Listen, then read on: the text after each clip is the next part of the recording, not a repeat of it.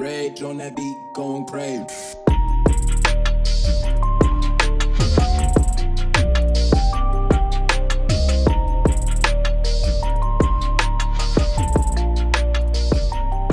Très souvent, j'ai des gens en consultation qui vont voir des voyants. Ils ont le droit. Et bon, en fait, souvent les voyantes leur disent « vous êtes une vieille âme ». Et là, ils se sentent plein d'importance en se disant « je suis une vieille âme, ça a l'air bien ». De temps en temps, j'en ai un qui me dit « ouais, j'ai une voyante qui m'a dit que j'étais une vieille âme ». Moi, je lui dis « très bien ».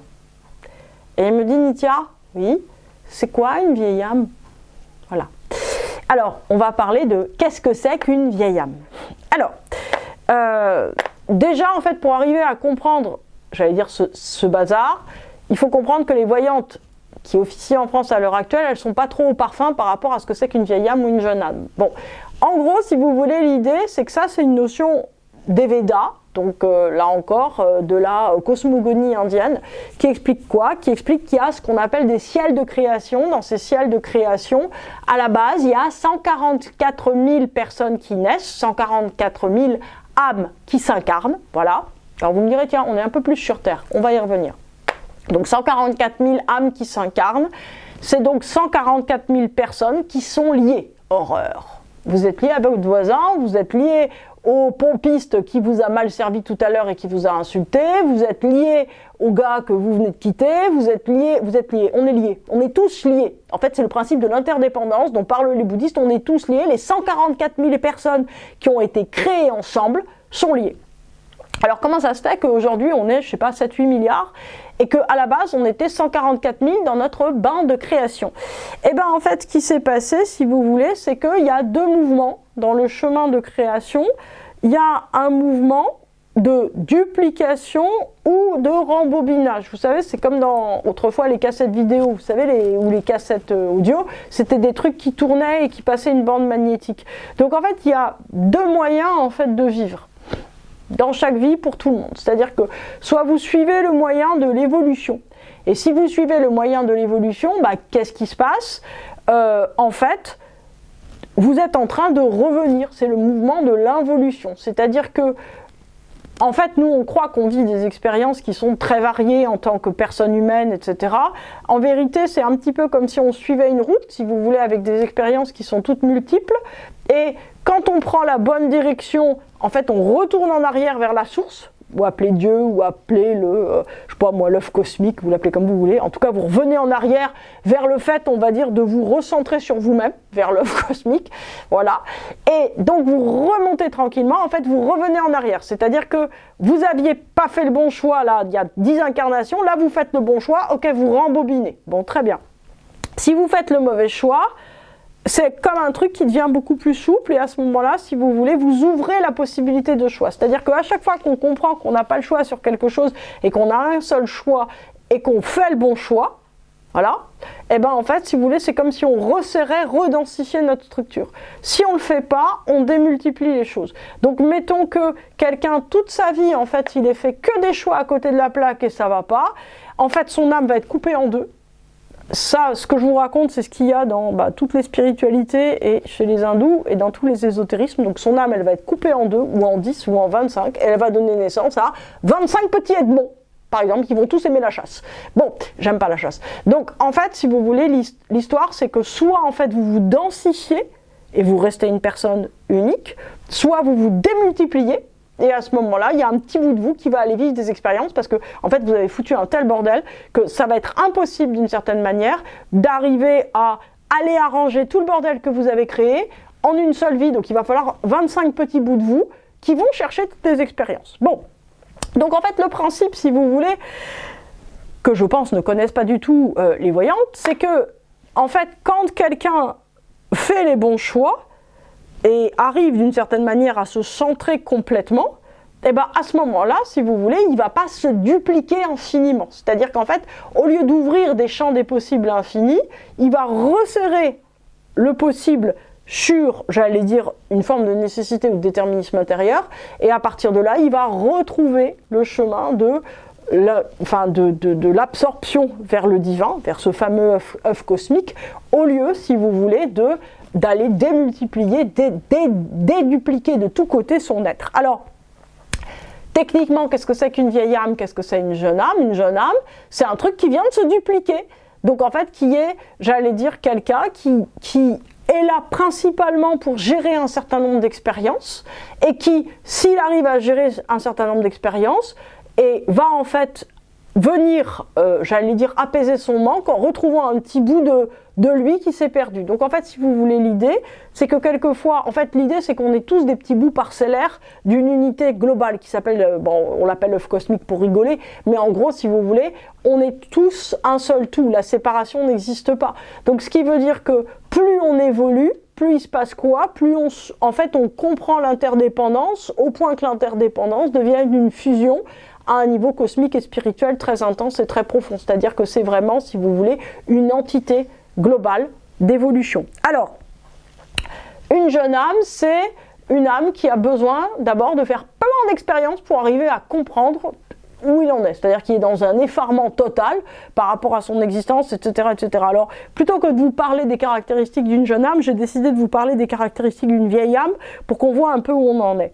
Alors, en fait, une vieille âme, c'est en tant que, par exemple, un petit bébé qui naît et qui est l'incarnation d'une vieille âme. Alors, tout ce système, évidemment, se met sur la réincarnation. Alors, sachant que la réincarnation, c'est pas « j'étais Napoléon III la dernière fois » ou Marie-Antoinette, et d'ailleurs, je me rappelle, j'ai un peu mal à la gorge. Non, en fait, l'idée, si vous voulez, c'est qu'on se réincarne des millions et des millions de fois, des milliards de fois.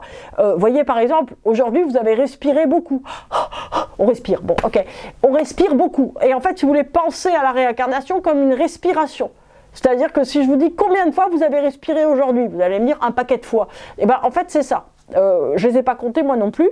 En fait, l'idée, si vous voulez, c'est que chaque fois qu'il y a une respiration, d'une certaine façon, c'est comme une incarnation. C'est comme ça. Et alors, vous imaginez dans une vie, le nombre de respirations qu'on a, c'est à peu près, globalement, le nombre de réincarnations qu'on aura. D'ailleurs, il y a un lien entre le nombre d'inspiration, d'expiration, donc de cycles complets qu'on a, inspiration, expiration, dans une journée, et le nombre d'incarnations qu'on a eues. C'est-à-dire que si, par exemple, j'en ai pas la moindre idée, mais vous avez eu 8 470 763 004 inspiration, expiration, je pense que c'est beaucoup plus que ça, dans une existence, et que ça correspond, je sais pas moi, à une vie qui dure 27 ans et demi, et ben ça veut dire en fait que, effectivement, vous avez eu ce nombre d'incarnations précédemment. Ça, c'est aussi les Védas qui racontent ça.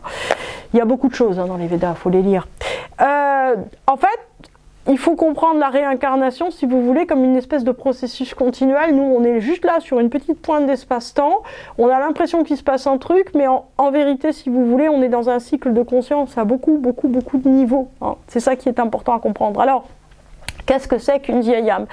Donc, la vieille âme, elle s'incarne, et en fait, déjà, elle a besoin d'informations très basiques pour enchaîner. C'est-à-dire que la vieille âme, elle n'a pas besoin de faire 45 fois les mêmes expériences pour comprendre que, en fait, c'était une connerie, qu'il fallait changer de direction.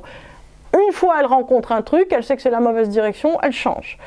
La vieille âme, elle a une extrême vitesse à faire les choses. C'est-à-dire que, par exemple, il y a des gens qui ont très bien appris un instrument de musique, j'en ai autour de moi, dans une autre incarnation. Donc ce qui fait que quand on leur dit, par exemple, je connais une petite violoniste, à l'âge de 3 ans, jouait juste monter dans les 7 positions sans aucune difficulté. Comment elle a appris? Son âme le savait. Elle m'a dit, bah c'est facile. Oui, c'est facile. Pour elle, pas pour moi. Donc, en fait, si vous voulez, il y a une grande vitesse à faire les choses. Par exemple, quand on me dit, mais comment ça se fait que vous connaissiez l'astrologie comme ça? Bah, c'est facile l'astrologie. Enfin, moi, j'ai pas de problème sur l'astrologie. Voilà. Par contre, vous me donnez la notice d'un frigidaire, là, je suis morte. Hein.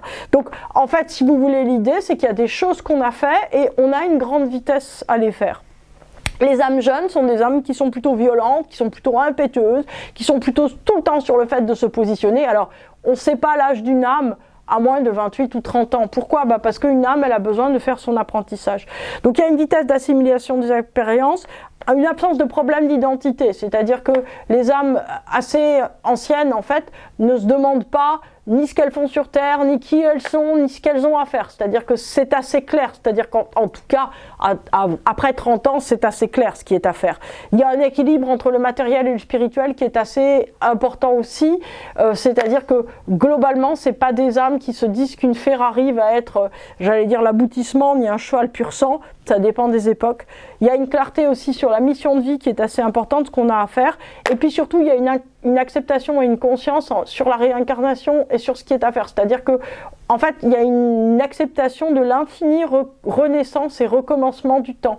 C'est-à-dire une acceptation que tout est à faire tout le temps, tout le temps, tout le temps, qu'il n'y aura pas de sortie. Et que, en fait, la seule sortie, c'est le fait d'aimer les choses, de s'engager et de les faire encore et encore. Donc, en fait, si vous voulez, la question...